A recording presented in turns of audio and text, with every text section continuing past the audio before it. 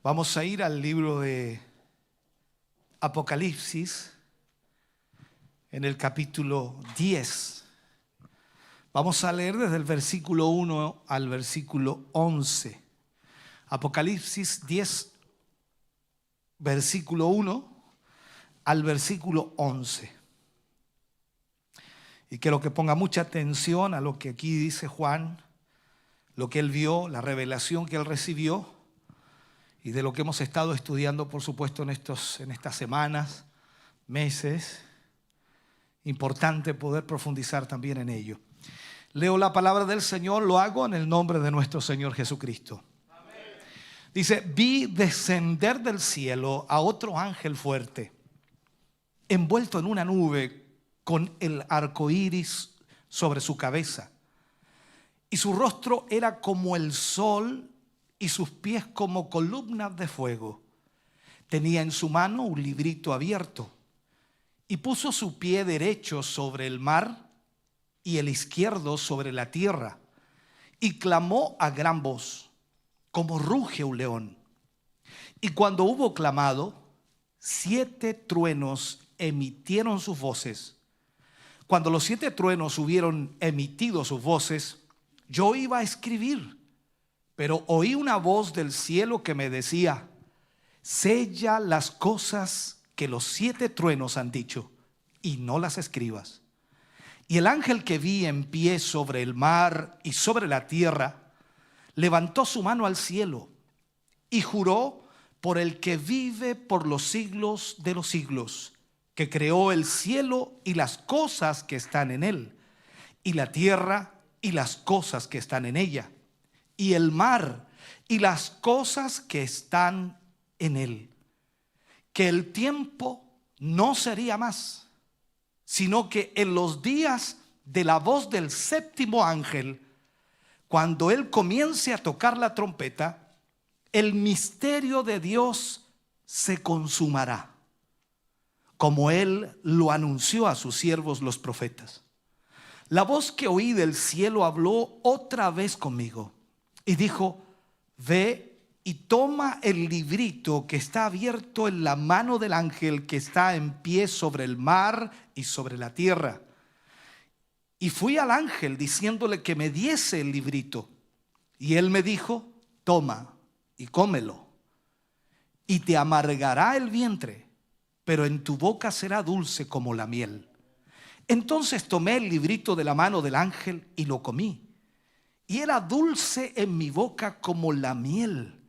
Pero cuando lo hube comido, amargó mi vientre. Y él me dijo: es necesario que profetices otra vez sobre muchos pueblos, naciones, lenguas y reyes. Padre, oramos en el nombre de Jesús. Vamos ante tu presencia en esta noche, Señor, anhelando con todo nuestro corazón que tu palabra pueda, Señor, ministrar nuestra vida. Siempre tu palabra nos enseña, nos corrige, nos guía y trae fortaleza a nuestra vida y esperanza. Señor, gracias porque a través de tu palabra somos alertados y enfocados en su propósito.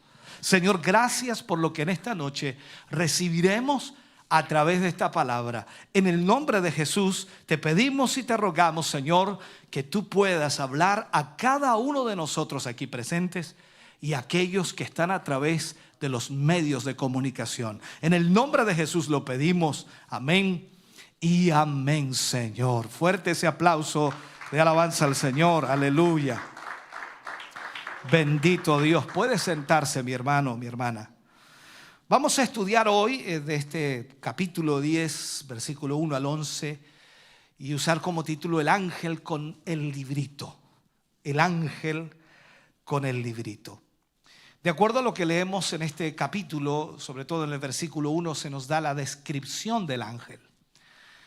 En otras ocasiones, por supuesto, en el libro de Apocalipsis, a lo largo del libro que hemos ya estudiado y que al mismo tiempo vamos a seguir estudiando, Dios utiliza a muchos ángeles para, de alguna manera, hacer llegar sus juicios a todo el mundo.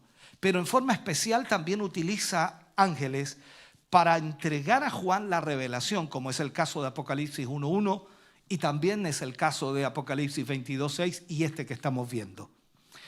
Ahora bien, aunque ya han aparecido diferentes ángeles para darle la revelación a Juan, en lo que llevamos ya estudiado del libro Apocalipsis, hasta este momento es muy poco lo que se ha dicho acerca de su aspecto, de cómo es.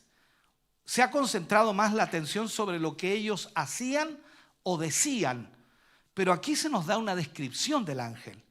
Vamos a encontrarnos entonces con este ángel que es descrito de forma bastante detallada por Juan en esta revelación. Si miramos rápidamente, vamos a observar muchos detalles en la descripción que Juan hace de este ángel y guarda una estrecha relación con la descripción que encontramos también de Cristo en el capítulo 1 de Apocalipsis. Es muy similar en algún aspecto. Por esta razón, quizás algunos al estudiar Apocalipsis, pasando muy rápidamente, llegan a pensar que se trata incluso del mismo Cristo este ángel. Aunque el texto, por supuesto, especifica claramente que se trata de otro ángel, no es Cristo. En todo caso, el que sus características reflejen el carácter de Cristo no nos debe sorprender. ¿Por qué? Al fin y al cabo se trata de un ángel enviado por Jesús que de alguna forma le representa, por lo tanto, tiene que tener características de aquel que le envió y eso es una realidad. Más bien deberíamos entonces entender estas similitudes como las credenciales de un enviado especial del mismo Cristo para entregar el mensaje a Juan y también a nosotros hoy. Tenemos también que este ángel, de acuerdo a la descripción, desciende del cielo. O sea, lo primero que Juan dice, vi descender del cielo. Esto es lo que Juan ve en su visión. Esto indica entonces que el escenario de esta nueva visión vuelve a ser la tierra, porque si lo ve descender del cielo, la pregunta es ¿a dónde desciende? Lógicamente a la tierra. Y esto comienza a ser detallado fácilmente para entenderlo, y este detalle es más importante aún porque señala que el ángel enviado del cielo de Dios, que en una misión especial, comienza entonces Juan a ver esta visión de cómo o qué sucede con este ángel. En cuanto a la descripción del ángel, Juan comienza diciendo que era otro ángel fuerte, otro ángel fuerte. Quizá era un ángel que pertenecía a la misma clase o rango de los otros ángeles que ya había visto y que menciona Apocalipsis, por ejemplo, Apocalipsis 5:2, y que pregonaba, dice, a gran voz, ¿quién es digno de abrir el libro y desatar sus sellos? Al fin y al cabo, como más adelante veremos, este ángel fuerte del capítulo 10 también aparece relacionado con otro libro que lo vamos a ver más adelante. Ahora, viendo entonces lo que Juan ve o lo que Juan tiene en esta visión, este ángel fuerte nos indica entonces que es un ángel con poder especial para actuar, con cierta autoridad de parte de Dios para actuar. El resto de la descripción nos muestra a un ángel absolutamente deslumbrante. Para empezar, venía, dice, envuelto en una nube, envuelto en una nube. Esto puede implicar entonces que vistiera ropaje del cielo, poderoso, un ropaje que está sobre sus hombros. Nos indica también un colosal tamaño, o sea, algo impresionante, dado la importancia de su misión. O sea, el uso mismo, como dice alguien por allí, usaba, no sé si llamarle así correctamente, no, el vehículo oficial de Dios, por decirlo. Venía envuelto en nubes con un ropaje extraordinario. Y recordemos también lo que el salmista dice en el Salmo 104, versículo 3, y habla acerca de esto. Dice, el que pone las nubes por su carroza, el que anda sobre las alas del viento. O sea, aquí estamos viendo algo muy similar, ¿no? Entonces Juan también le llama la atención el arco iris que estaba sobre su cabeza. Recuerde que Juan dice que venía envuelto en nubes y un arco iris sobre su cabeza, lo que sin duda le daba un tremendo resplandor, algo impresionante.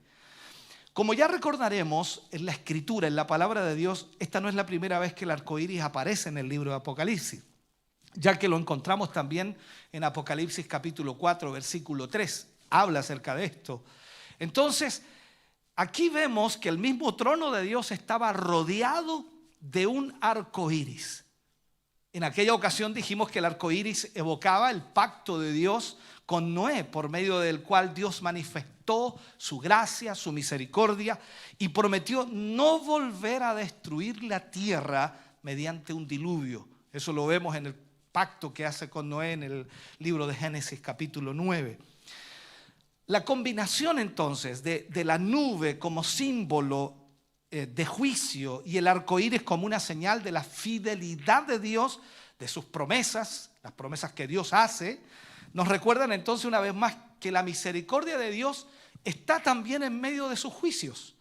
O sea, aún en medio de sus juicios hay misericordia. Otro detalle con el que se describe la singular gloria exhibida, por supuesto, de este ángel fuerte, la encontramos en su rostro. Y Juan dice, su rostro era como el sol.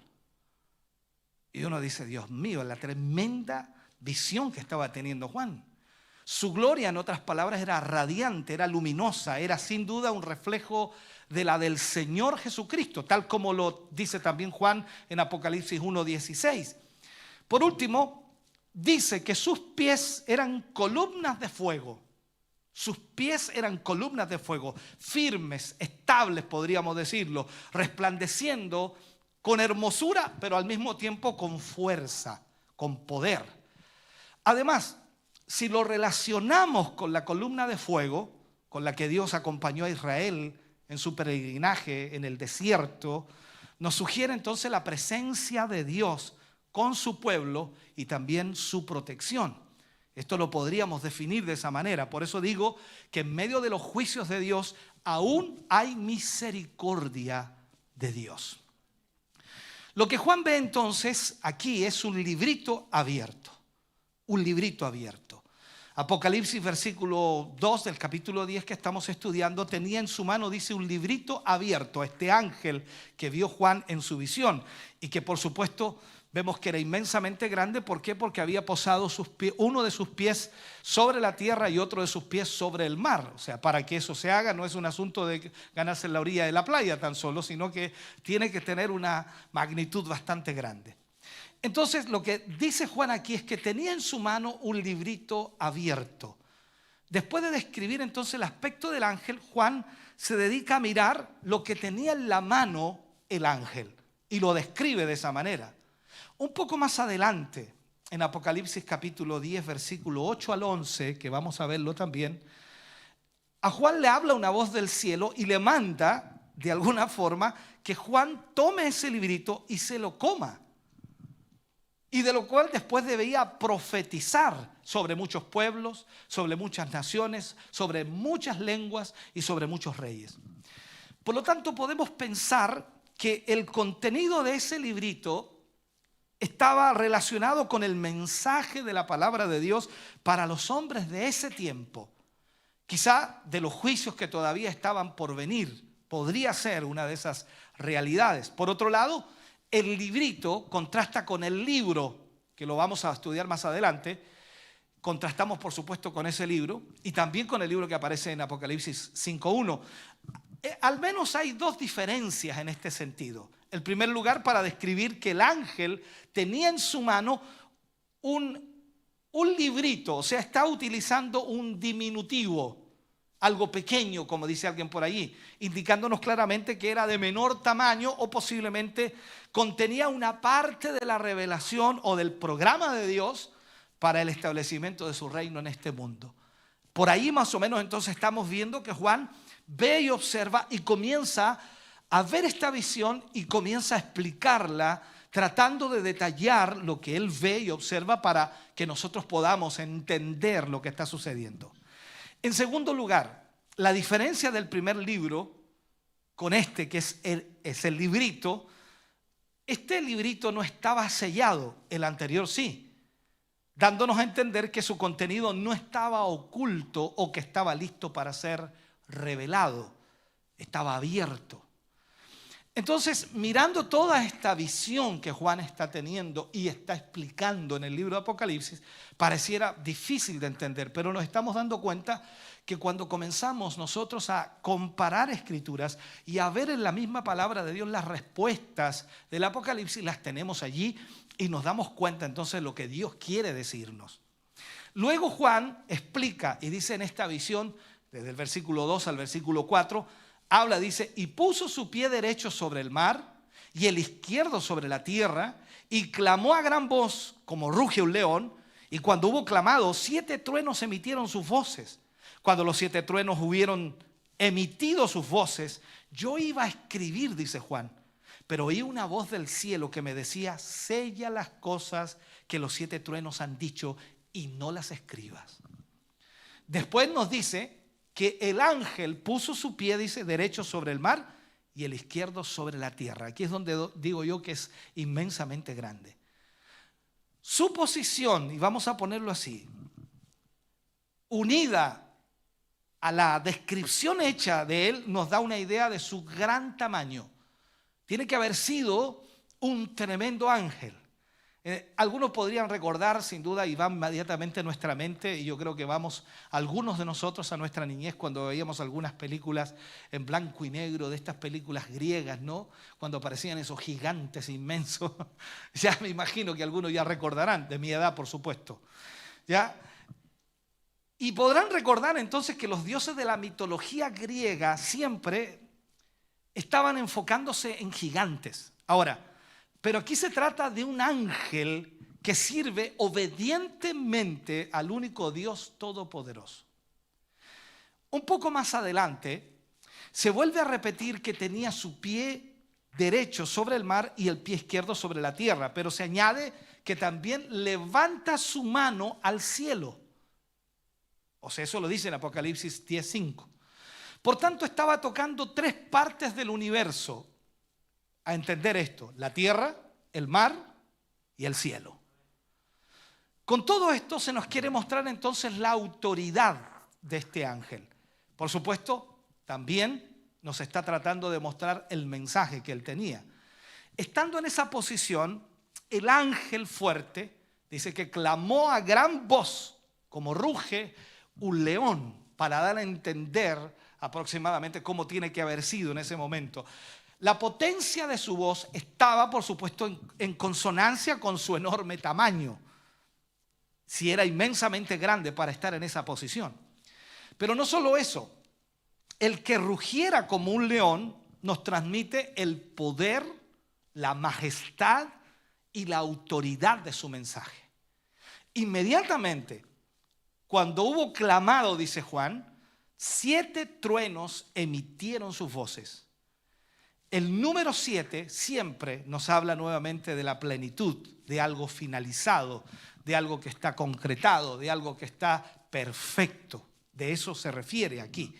Y los truenos que emitieron sus voces nos sugieren 2 cosas. Por un lado, podemos interpretarlo como la aprobación divina a la misión de este ángel fuerte que Juan ve, que estaba él llevando a cabo en el propósito de Dios, y tal como ocurrió con el Señor Jesucristo, con el mismo Señor Jesucristo durante su ministerio terrenal, él también cumplió la voluntad de Dios. O sea, vemos aquí que la palabra de Dios nos va dando respuesta, pero también podemos asociar estos truenos con el juicio de Dios, tal como aparece en otras partes de las Escrituras, como por ejemplo en Salmo 18, en el Salmo 29 también habla acerca de estos juicios o de juicios. En su conjunto, entonces, toda la escena que Juan está viendo, toda esta visión que Juan está teniendo con el gigantesco ángel descrito como un ser majestuoso, su posición de pleno dominio, de autoridad y su potencia que ruge como un león y las voces de los 7 truenos, todos estos detalles tienen el propósito, hermano querido, de transmitirnos a nosotros una fuerte impresión de terror, de miedo ante el mensaje de Dios que está a punto de ser entregado. Porque aquí en la realidad entonces vemos que Juan ve todo esto y en esta visión, o sea, entendamos, todavía ni siquiera el ángel había entregado el mensaje, pero ya con lo que nosotros vemos, ya para nosotros es de terror la situación. Ver eso para nosotros es impactante. Por lo tanto, ante esta realidad nadie tendrá excusa. ¿Por qué? Porque las advertencias son anunciadas de una forma potente, de una forma clara, y nadie debería ignorarlas. Esto es lo que nos trata de enseñar el Señor a través de lo que Juan vio en su visión. O sea, imaginémonos por un momento, está bien, yo puedo hablarles a ustedes y darle una advertencia y posiblemente algunos me tomen en cuenta, otros no. Pero si aparece un ángel, hermano, inmensamente grande, como el que menciona Juan, con una voz que parece un león rugiendo, wow, entonces la cosa cambia. Ahí todos temblamos y tiritamos porque la situación se pone compleja. Estos 7 truenos que emitieron sus voces, lo que implica que pronunciaron palabras, por supuesto, a eso se refiere, porque Juan dice, y yo las iba a escribir, pero me dijeron que no las escribiera. Entonces Juan entendió las voces de los truenos. O sea, Juan entendió lo que decían los truenos. Sin embargo, rápidamente se le dio la orden a él que sellara las cosas, así lo dice, que sellara las cosas que los 7 truenos habían dicho y que no las escribiera. Aquí nos preguntamos nosotros, porque no conocemos la naturaleza de estos juicios, porque en todo el libro de Apocalipsis no se menciona lo que estos 7 truenos dijeron. Yendo más adelante en el libro de Apocalipsis no lo vamos a encontrar. Entonces, Dios no ha querido revelárnosla. Por lo tanto, es inútil especular sobre lo que dijeron. Aquí las especulaciones no sirven absolutamente de nada. Yo sé que a algunas personas les encanta el libro de Apocalipsis porque pueden especular. Y Dios me revela que los truenos dijeron, no hay nada que decir aquí. No se nos explica incluso la razón por qué a Juan se le prohibió escribir el mensaje de los 7 truenos. Tampoco se nos explica. Ahora, esto nos recuerda, por supuesto, que hay verdades acerca del futuro que Dios ha decidido no revelarnos y que nosotros debemos aceptar que sea así. Recordemos Deuteronomio 29, creo que todos lo hemos leído más de alguna vez y a veces lo hemos tenido que usar para salvar una situación o también nos han dicho ese versículo para dejarnos callados. En algunas circunstancias lo hemos usado. Deuteronomio 29, ¿qué dice? Las cosas secretas pertenecen a Jehová nuestro Dios, mas las reveladas son para nosotros y para nuestros hijos para siempre, para que cumplamos todas las palabras de esta ley. No hay nada más que hacer. Entonces seguimos en esta visión de Juan. Aquí lo que Juan ve entonces en el versículo 5 al 7, ve el juramento del ángel. Y algo bien especial sucede aquí. Dice Juan, y el ángel que vi en pie sobre el mar y sobre la tierra, levantó su mano al cielo y juró por el que vive por los siglos de los siglos, que creó el cielo y las cosas que están en él, y la tierra y las cosas que están en ella, y el mar y las cosas que están en él, que el tiempo no sería más, sino que en los días de la voz del 7º ángel, cuando él comience a tocar la trompeta, el misterio de Dios se consumará como él lo anunció a sus siervos, los profetas. Aunque las cosas de los 7 truenos o las cosas que los 7 truenos habían dicho, fueron selladas, guardadas, no conocidas, no se nos han revelado tampoco, ni menos a Juan, aunque él las escuchó, ¿me entiende? Las oyó, y él es el único, podríamos decir, que sabe lo que los 7 truenos dijeron, pero le fue prohibido escribirlas, le fue prohibido pronunciarlas, le fue prohibido entregarlas. Entonces ahora nos encontramos con un solemne juramento del ángel que nos comunica un mensaje tremendamente importante. Para empezar, notemos que el gesto del ángel al hacer el juramento levantó su mano al cielo y juró. No sé si usted sabe de eso, ¿no? Cuando alguien va a un juzgado, delante de un juez, en el caso de Estados Unidos, y no sé, acá en Chile no he ido, yo nunca a un juzgado, pero en las películas podemos ver, le ponen la mano en la Biblia y la otra mano tiene que levantarla al cielo. Jura decir toda la verdad y nada más que la verdad y lo juro. ¿Se acuerda de eso? Bien. Aquí nos damos cuenta que muchas cosas de la sociedad la han sacado de la palabra de Dios, y esté tranquilo porque muchos países han sido fundados en la palabra del Señor.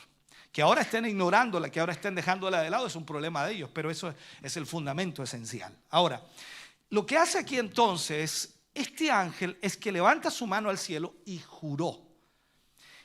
Este era el gesto común en la antigüedad, desde muy, muy antiguo, para acompañar un juramento.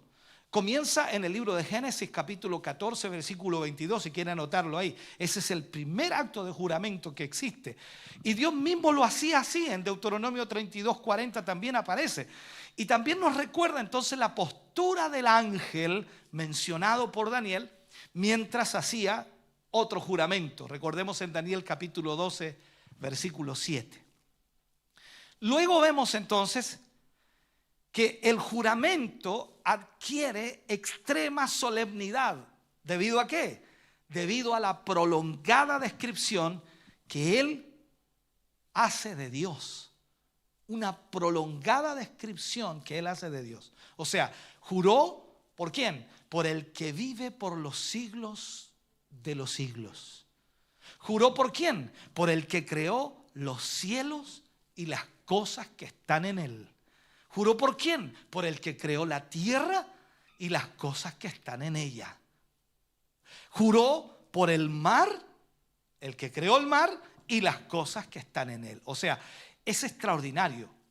Notemos entonces que Dios es descrito como el creador del cielo, el creador de la tierra y el creador del mar. Y a eso le agregamos todo lo que en ellos hay.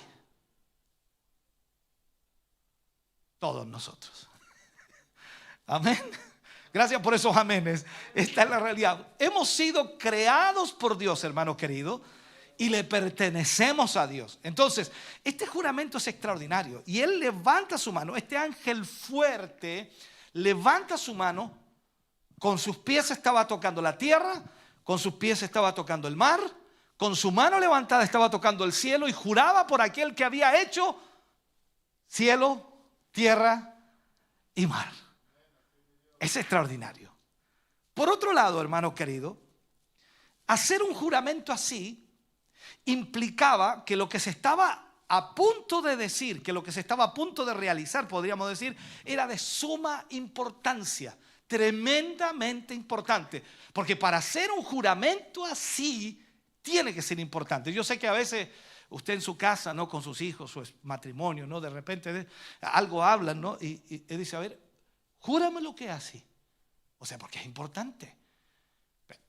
Te lo juro. ¿O no es así? Cuando es algo importante, cuando es algo serio, cuando es algo fundamental, normalmente se utiliza aquello para hacer jurar a la otra persona que es así. Bien, lo dejo pensando un poco, ya se está recordando algunas cosas. Entonces, en este sentido, cuando se va a hacer este juramento o se hace este juramento, implica, como dije, que es algo tremendamente importante y que además en este juramento invocaba a Dios como garantía de lo que se iba a decir. O sea, estaba el ángel, ¿qué estaba haciendo? Estaba jurando ante Dios y por Dios. Lo que él iba a hacer, en otras palabras, era un mandato de Dios. Dios quedaba comprometido en que lo que se estaba diciendo era verdad y también en que lo que se cumpliría estaba dentro del propósito de Dios. Entonces, y al mismo tiempo que Dios cumpliría ese juramento. De otro modo, analizándolo, si lo que el ángel estaba diciendo en su juramento no era cierto, Dios mismo tendría que intervenir para castigarle. Dios mismo tendría que intervenir para castigarle. En cuanto a la invocación, en lo que Juan nos explica, que se hace, por supuesto, de Dios en el juramento, se destaca aquí el carácter eterno de Dios y también, por supuesto, sus actividades creadoras en este mundo. Dios es el creador de todas las cosas y también es eterno. Él ha existido desde antes que el mundo fuese. Bendito Dios. Ahí hay mucho, ¿no? Porque podríamos estar todo un buen rato en eso. Es maravilloso. Entonces, reconoce de este modo que Dios es el soberano, es el dueño absoluto del universo y tiene todo el poder, tiene todos los derechos para garantizar el cumplimiento final del contenido del juramento. Esto es maravilloso.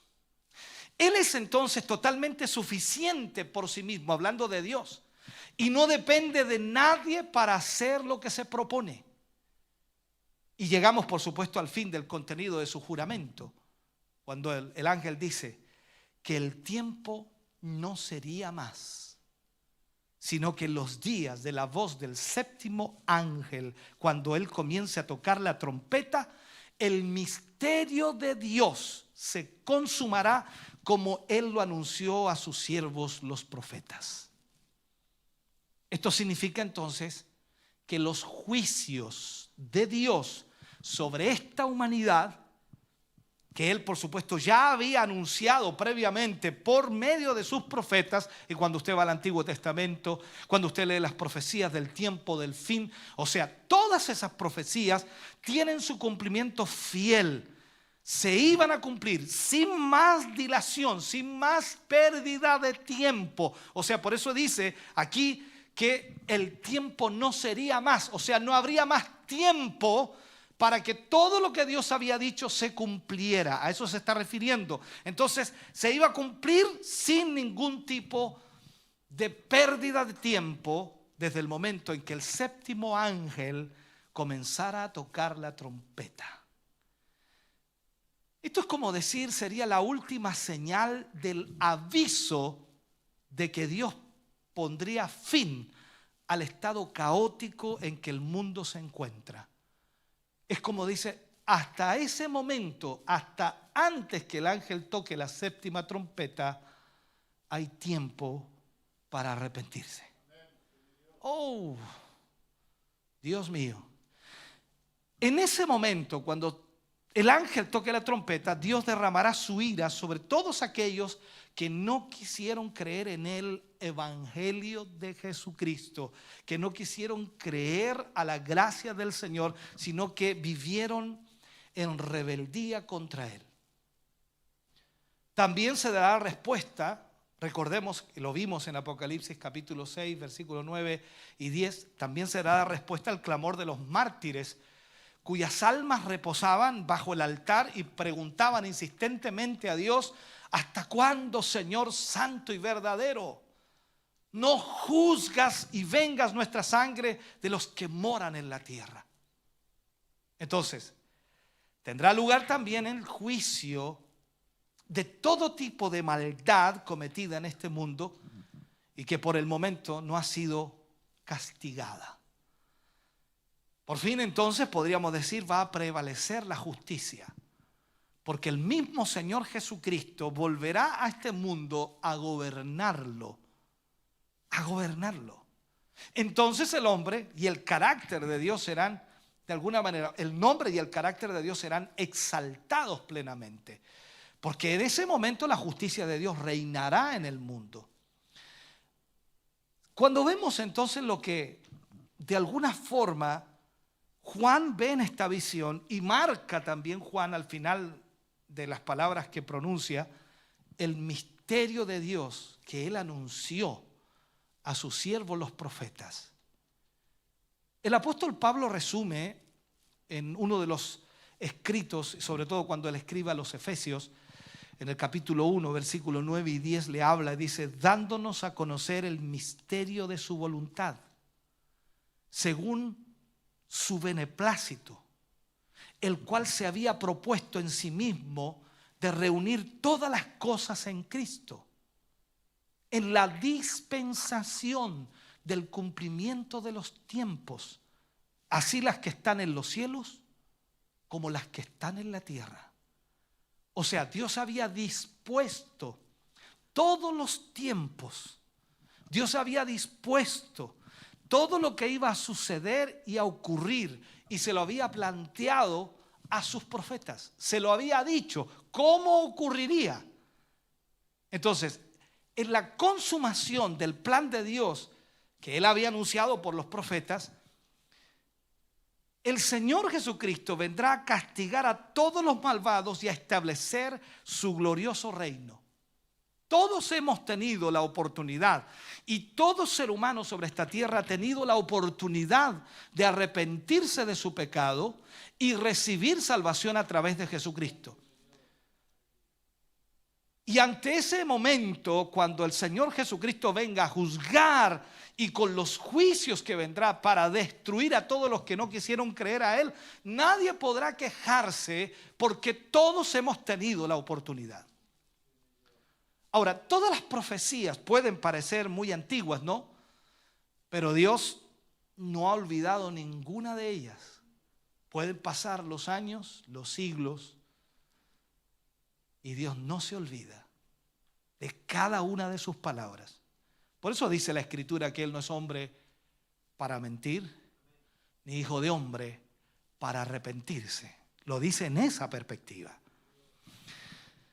¿Qué es lo que sucede en la visión de Juan? De acuerdo a Apocalipsis capítulo 10, versículo 8 al 11, Juan aquí debe comer el librito. La voz que oí del cielo habló otra vez conmigo y me dijo: ve y toma el librito que está abierto en la mano del ángel que está en pie sobre el mar y sobre la tierra. Y fui al ángel diciéndole que me diese el librito. Y él me dijo: toma y cómelo, y te amargará el vientre, pero en tu boca será dulce como la miel. Entonces tomé el librito de la mano del ángel y lo comí, y era dulce en mi boca como la miel, pero cuando lo hube comido, amargó mi vientre. Y él me dijo: es necesario que profetices otra vez sobre muchos pueblos, naciones, lenguas y reyes. Aquí por tercera vez, hermano querido, en este pasaje Juan vuelve a mencionar al ángel que está en pie sobre el mar y sobre la tierra. Sin duda debió haber quedado profundamente impresionado por el poder, por la autoridad, por la imagen, por lo que vio, todo lo que sucedió. ¿Quién no se impresiona en eso, no? Es probable que incluso sintiera cierto temor, cierto miedo, vamos a ponerlo así para entendamos en nuestro lenguaje, ese miedo o temor de acercarse al ángel, por lo que necesitó una vez más escuchar la voz del cielo hablándole una vez más y diciéndole: ve y toma el librito que está en la mano del ángel, ese librito abierto. Este librito iba a tener una gran importancia en el mismo ministerio inmediato del apóstol Juan. ¿Qué hace Juan? En obediencia a la voz celestial que recibe, Juan viene hacia el ángel diciéndole que le diese el librito. Y él le da el libro o el librito, y en este caso le dice: toma y cómelo. El librito estaba abierto, pero Juan no se le ordenó que lo leyera, eso es lo extraño, ¿no? Sino que se lo comiera. Y ahí nosotros comenzamos a hacer cortocircuito en la cabeza y nuestras neuronas chocan. Dice: pero ¿cómo? Entonces no vas a saber lo que dice. ¿Qué sucede? Veamos más allá, profundicemos un poquito más a qué se refiere en esto. En otras ocasiones, recordemos, la palabra de Dios se presenta como un alimento para el alma. Y es seguro que el ángel deseaba que Juan se nutriera del mensaje que tenía el librito. Pero aquí la idea tiene que ver mayormente con el hecho de que ese librito contenía un mensaje que Juan tendría que transmitir, llevar a otros. Y para hacerlo correctamente, para hacerlo con realidad, primero tendría que comerlo.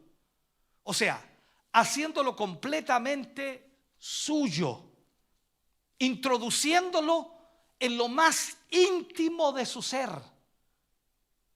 Y dicho sea de paso, entonces, asimilar de este modo el mensaje de la palabra, que es el requisito imprescindible para todo predicador. O sea, la palabra que predicamos primero debe hablarnos a nosotros. Porque si no nos habla a nosotros, mejor ni hablarla a los demás. La palabra debe afectar primero a la propia persona antes de comunicárselo a los demás.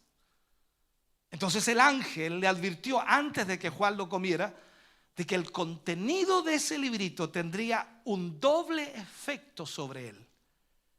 Te amargará el vientre, pero en tu boca será dulce como la miel. Entonces ahí también cortocircuito otra vez. ¿A qué se refiere?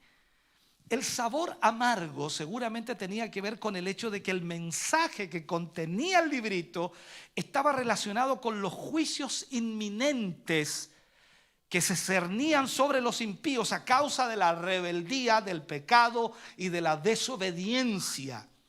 Pero al mismo tiempo le resultaría dulce, puesto que también trataba del amor de Dios hacia toda la raza humana. O sea, el amor de Dios manifestado a través de Cristo Jesús cuando murió en la cruz por los pecadores. Y al mismo tiempo porque anuncia también la inminente victoria y el establecimiento definitivo del reino de Cristo en esta tierra.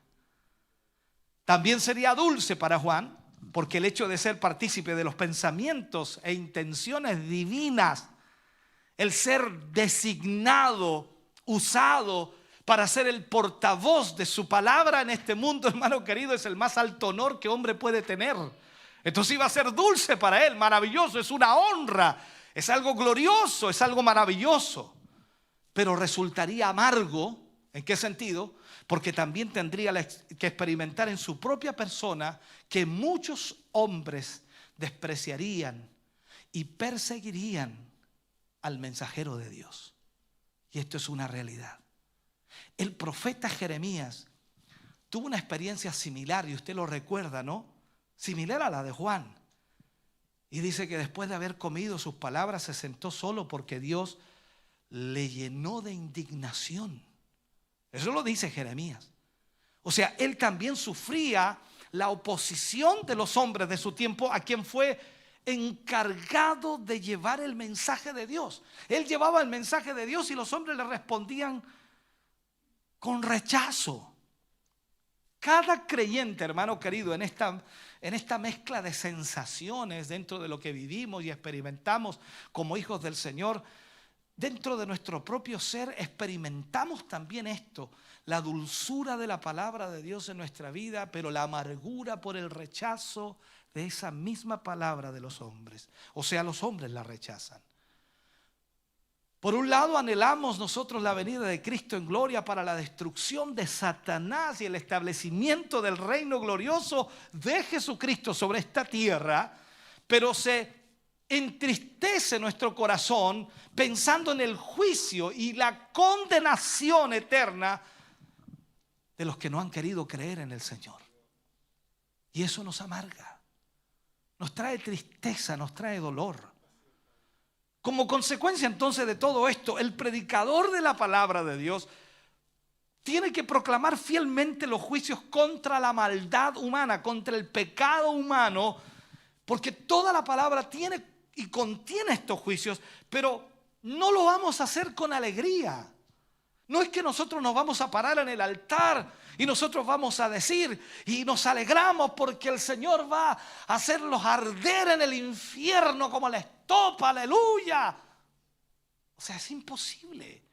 Hay una amargura, hay una tristeza en nuestro corazón por el rechazo de tanta gente hacia la verdad del Evangelio y hacia nuestro Salvador.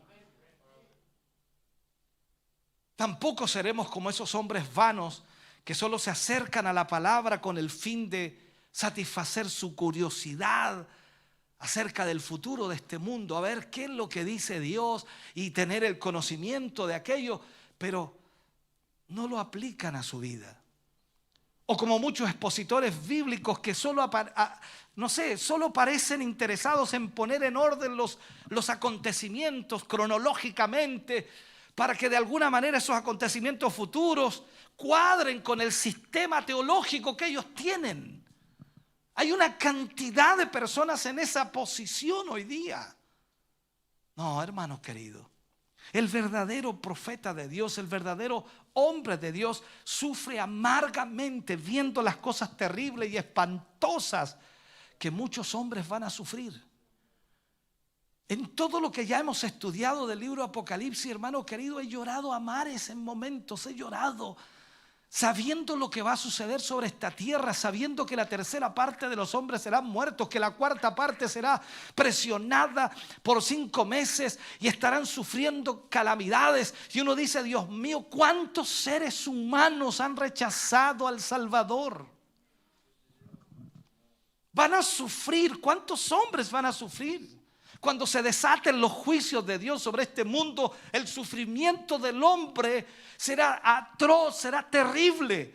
Si hoy día vemos a gente que dice que está sufriendo, lo que viene, hermano querido, es, no sé, no puedo colocar una cantidad, pero creo que supera nuestra imaginación. Entonces es importante subrayar esto, porque muchos creyentes se sienten prácticamente insensibles cuando leen estos textos de Apocalipsis, creyendo que los últimos tiempos no tienen nada que ver con ellos, que como forman parte de la iglesia, total, yo no voy a estar aquí, yo voy a ser arrebatado, yo me voy a ir con el Señor. Ay de los que estén aquí en esos días. Esa insensibilidad. Porque si eso está en la realidad, si supiéramos, hermano querido, que el Señor viene por nosotros mañana, ¿qué hacemos en esta noche? No dormimos, llamamos a todo el mundo, le hablamos a todo el mundo que conocemos y le decimos que busque al Señor, que es tiempo, que es la hora, que no hay más tiempo, que se acabó el tiempo. Haríamos lo imposible, pero nuestra insensibilidad de ese retorno de Cristo nos hace estar como estamos y no tenemos ningún deseo ni gana de llevarle una palabra a aquel que la necesita. Esa actitud lamentablemente no refleja el corazón de Dios, para nada.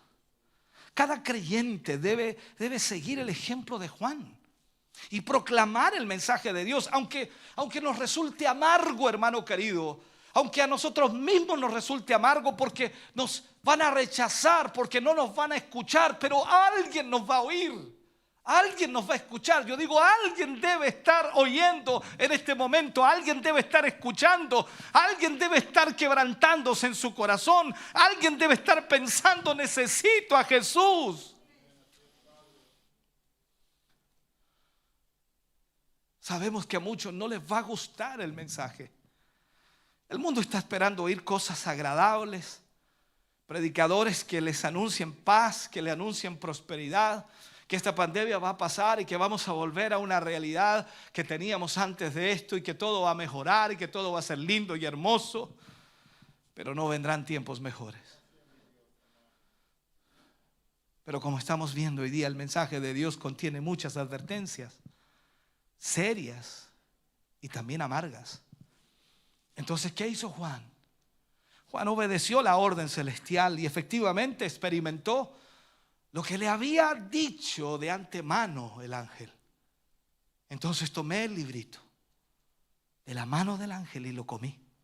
Y era dulce en mi boca, como la miel. Pero cuando lo hube comido, amargó mi vientre.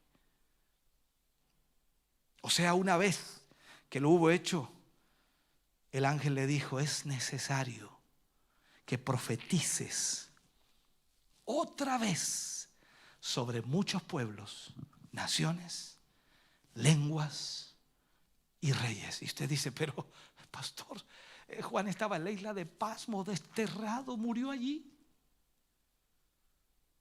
Pensemos un poco. Tenía que profetizar nuevamente a todas las naciones. Un encargo muy parecido al que recibió en otro tiempo el profeta Jeremías.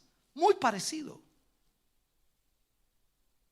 El fin no había llegado todavía y Juan lo sabía porque estaba viendo la revelación. Pero el anuncio del ángel que acababa de hacer sobre él era inminente. Entonces, este juicio vendría. ¿Y qué debía hacer Juan? Tenía que seguir profetizando con mayor insistencia, si fuera posible en ese momento, con mayor insistencia. Juan ya había recibido un llamamiento similar de parte del mismo Señor Jesucristo cuando lo constituyó como un discípulo dentro de los 12, como un apóstol. Por tanto, lo que aquí tenemos podría decirse que es una renovación de su misión profética, una renovación de su ministerio, enfocado especialmente ahora en anunciar el inminente juicio que había de venir sobre este mundo. Toda su vida Juan había estado, desde que el Señor lo llamó hasta ese momento, había estado anunciando solamente a Jesucristo como el Señor, como el Salvador, como el Redentor. Pero ahora tenía que anunciar a Jesús como el que traía juicio sobre las naciones y sobre este mundo por el pecado y la maldad y el rechazo de los hombres. Y aquí contiene descripciones notablemente duras.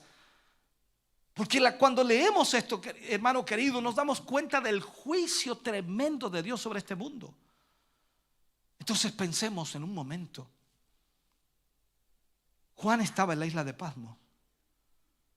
Juan no podía hacer distinción de alguna clase social o cultural o étnica. Él tenía que predicarles a todos y tenía que profetizarles a todos. Al fin y al cabo, las profecías recibidas por Juan tenían que afectar al mundo en todo lugar, razón por la cual todos los hombres tienen que conocerlas. Pero Juan estaba en la isla de Patmos. ¿Cómo él iba a poder hacerlo? Cabe también la posibilidad de que la idea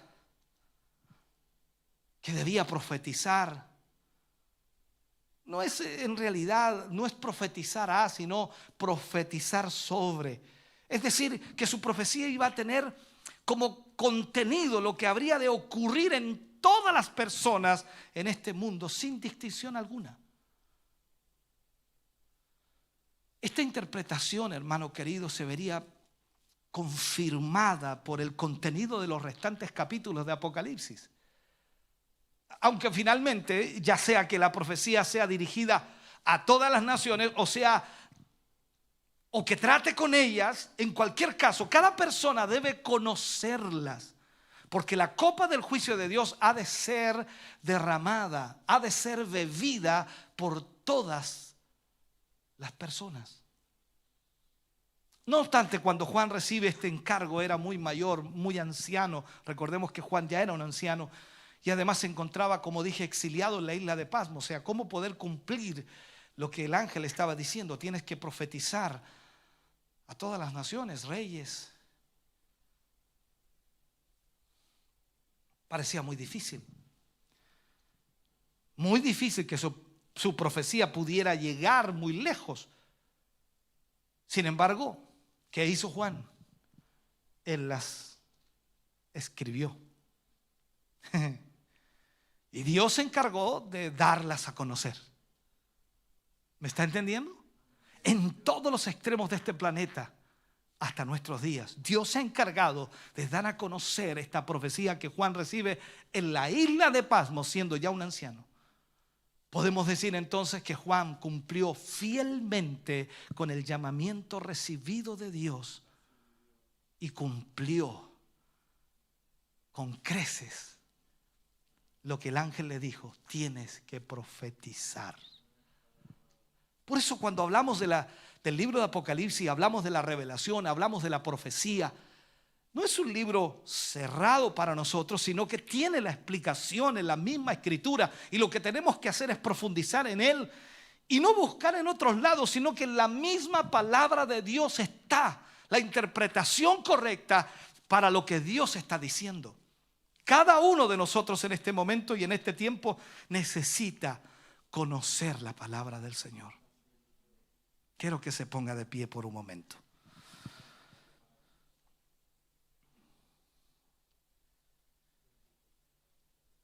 ¿Cuál será el mandato que Dios nos ha dado? Lógicamente todos tenemos la gran comisión. No sabemos el día ni la hora cuando el Hijo del Hombre ha de venir. Las profecías dicen que solo Dios el Padre lo sabe. Será en el momento en que menos esperamos. Pero mientras eso sucede, ¿qué hacemos? Si sabemos todo lo que va a suceder sobre esta tierra, si sabemos todo lo que va a ocurrir, si sabemos los juicios que van a venir, ¿cuántas personas se van a perder? Van a morir perdidos eternamente. Creo que tenemos que cambiar en nuestra mentalidad, y nuestra sensibilidad tiene que ser diferente. Tenemos que pedirle a Dios que nos ayude primeramente a nosotros a entender y tener el temor de Dios en nuestra vida, y poder entonces aferrarnos a la palabra del Señor y transmitir la profecía para que muchos puedan escapar de estos juicios que vienen. No se escapa escondiéndose, no se escapa huyendo a los montes, no se escapa huyendo a algún lugar lejano, se escapa en Cristo Jesús. Él es nuestro refugio. Por eso el salmista decía: Él es mi roca fuerte, Él es mi castillo, Él es mi alto refugio. Cada uno de nosotros necesitamos entonces transmitir lo que va a suceder en este mundo. Hoy más que nunca necesitamos reflexionar en nuestra propia vida y aferrarnos a la palabra de Dios para que Él haga conforme a su voluntad. Padre, oramos en el nombre de Jesús. Tu palabra ha sido predicada hoy. Yo te agradezco por ello, Señor, por este tiempo que nos has permitido poder hablar a tu iglesia, a tus hijos. No hay duda, Señor, que cada día más necesitamos que tu palabra se revele a nuestra vida. Que nuestro corazón sea alcanzado, Señor, y la sensibilidad de tu Espíritu nos lleve a entender los tiempos que vivimos. Señor, despiértanos. Remece nuestra conciencia y llévanos a entender, Señor, que no hay nada más grande sobre esta tierra que solo tu presencia. Que no hay nada que necesitemos más que solo tu presencia.